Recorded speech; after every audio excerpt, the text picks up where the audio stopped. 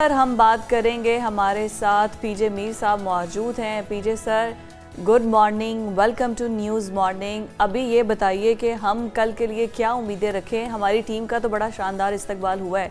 मैं कहती हूँ वार्म अप मैच हमारा जो होने जा रहा है, वार्म अप मैचेस हम हार जाएं, उसमें हम एक्सपेरिमेंट्स कर लें, उसमें हम पिच को, एनवायरनमेंट को अंडरस्टैंड कर लें, लेकिन आगे जब फाइनल मैच हमारा स्टार्ट होगा ना 6 सितंबर को, उस अक्टूबर को, फिर हम अच्छी वर्ल्ड क्लास अच्छी से एक परफॉर्मेंस दें अपने पहले मैच में।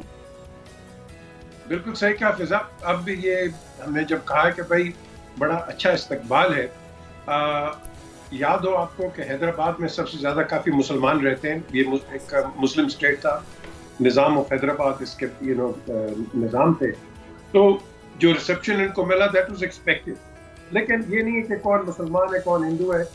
इसी तरीके से जब विराट कोहली जब आए पाकिस्तान में, उनका भी ऐसा ही इस्तकबाल किया जाएगा, क्योंकि वहाँ टैलेंट को ज़्यादा, जो एक आम आदमी टैलेंट को ज्यादा अप्रिशिएट करता है। Absolutely. So very well done by India and of course the people. अब आपने कहा कल का मैच एक प्रैक्टिस मैच है। प्रैक्टिस मैच में थोड़ी सी इसमें जो क्रिकेटिंग टर्म है उसको कहते हैं लिम्बरिंग ऑन। अब ये लड़के गए जाके, आपने बड़ा अच्छा उसको, मुझे लगता है आप क्रिकेट खेलती रही हैं, कि ये होंगे जाके एक्लामेटाइज होंगे, विकेट्स को देखेंगे कि अगला मैच यहाँ का होगा नहीं होगा। ये तो प्रैक्टिस मैच है, तो ये दूसरी साइड को गेज भी करेंगे। इनके साथ जो एनालिस्ट गए हैं वो देखेंगे कि हमारे बॉलर्स कैसे बॉल कर रहे हैं, उनके बैट्समैन कैसे खेल रहे हैं। So weak and strong points को भी ये रिफ्रेश करेंगे, बैटिंग को भी देखेंगे, और इसी तरीके से वाइस वर्सा वो न्यूजीलैंडर्स भी यही करेंगे। सो ये एक आप कह लो कि ओपनिंग टीजर होता है, जिसके अंदर एक दूसरे को वो फुल आउट, आई होप कोई नहीं चाहता, बिकॉज इसमें इंजरी का काफी खतरा होता है, और पहला मैच है, अभी उतरेंगे। एंड ऑफ कोर्स ग्रेजुअली, जब आपने कहा 6 को जब ये मैच होगा, फिर आई थिंक फिर हम इनकी सही। लेकिन पीछे सर, जिस तरीके से डिले हुआ है, कल लेट नाइट हमारी टीम वहां पर पहुंची है, और फिर कल मैच होगा, तो कहीं ना कहीं आप समझते हैं कि टाइम फ्रेम में थोड़ा सा जरा थक नहीं जाएंगे हम?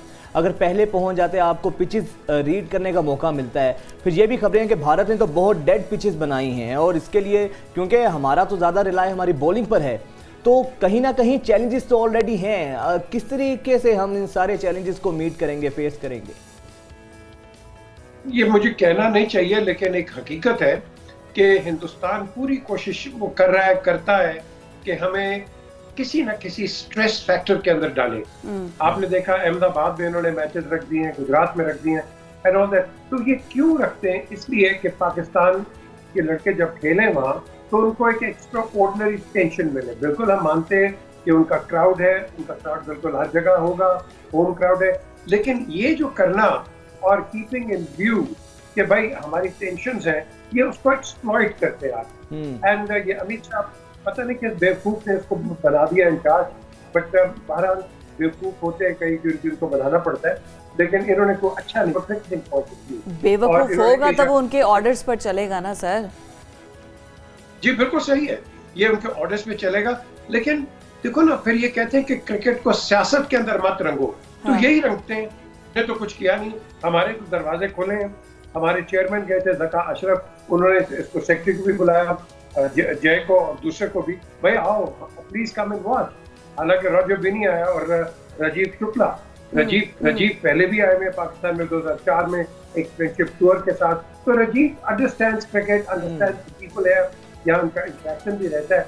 आई विश कि उनके बोर्ड के ऑफिशियल्स आते, पता नहीं क्या है ये, मे बी उसका रिश्तेदार है अमित शाह का, ये जो जय है, बिकॉज ऑफ दैट।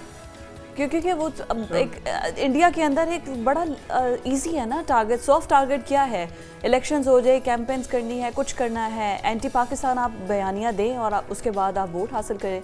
खैर एनीवेज, अब let's not get into the politics. अभी हम अपने प्लेयर्स को देखें। मुझे ये समझ नहीं आती, एकदम से जब आप डिफरेंट कंट्री में जाते हैं, एक इन्वायरमेंट में सम अप होना, उसको एब्जॉर्ब करना, एग्जैक्टली उसमें बड़ा टाइम लगता है। एंड प्लस आपके अंदर इनर बड़ा होता है ये मसला, पर आपके स्टमक को एडजस्ट होने में सबसे पहले मसला स्टमक का आता है कि किस तरह से एडजस्ट करें। आई थिंक ये हमें कहीं ना कहीं डैमेज करेगा। आई होप सो कि ऐसा ना हो, लेकिन हम एक दिन पहले जा रहे हैं, फ़ौरन जाते ही हम अपना चाहे जेट लैग आपको ना भी हो क्योंकि इतना कोई ट्रैवल था भी नहीं, बट स्टिल इन्वायरमेंट, वहाँ पे लोगों से इंटरेक्शन, फिर आप में अपना वो फील्ड देखना, सब कुछ बड़ा डिफरेंट सा एक चीज़ होगी। बिल्कुल सही कहा, क्योंकि देखो ना, एक दिन पहले आपका जहाज का सफर, आप कराची से इस्लामाबाद जाएं तो you feel a little bit tired, आपकी जो टांगे होती हैं वो थोड़ी वॉबली होती हैं, और एक दिन आपने दिया है, शर्म आनी चाहिए लोगों को यार, तुम वर्ल्ड कप खेल रहे हो। वर्ल्ड कप की स्पिरिट क्या है? उसकी स्पिरिट यही है कि सारी टीमें इकट्ठी हो, एक अच्छा एटमॉस्फेयर हो, एक दूसरे से आप मिले, और इसको वो डिफीट करते हैं ये लोग। सो बड़े अफसोस की बात है ये, जिस तरह ये क्रिकेट को इस्तेमाल करते हैं। जिस तरह आपने अभी आपने जिस तरह बात की है, अब देखो हमारे अंदर ये एक नया लड़का गया जो कि थोड़ी देर बाहर रहा है, हसन अली। ये नसीम के है, इस पे मेरी नजर में इस पे थोड़ा सा ज्यादा काम करने की जरूरत है, इस लड़के के ऊपर। इसका दोबारा मैं कहूँगा एक कम बैक है इनटू द साइड। सो इसको काफी जो आपके मोटिवेटर्स हैं, कोचेस हैं, so I think they have to reinforce the confidence factor into them. अच्छा पीटर सर, जिस तरह अभी आपने बात की है कि भारत कोई मौका जाने नहीं दे रहा साइकोलॉजिकली हमें डैमेज करने का, तो ऑब्वियसली एशिया कप में भी बदतरीन शिकस्त हमारे सामने है, फिर भारत के अंदर मैच है, नो डाउट भारत पर भी प्रेशर होगा, लेकिन पाकिस्तान पर भी प्रेशर होगा। साइकोलॉजिकली हम देखते हैं कि हम अपनी नफ्स पर उस तरह ओवरकम नहीं कर सकते हैं। एक आउट होता है तो सारे ही खिलाड़ी हमारे प्रेशर में आ जाते हैं और फिर लाइन लग जाती है। तो ये जो प्रेशर है, ये जो नफ्स की गेम है, इस चैलेंज को कैसे हम मीट करेंगे? किस तरीके से हम अपने नफ्स को बहाल रख सकते हैं?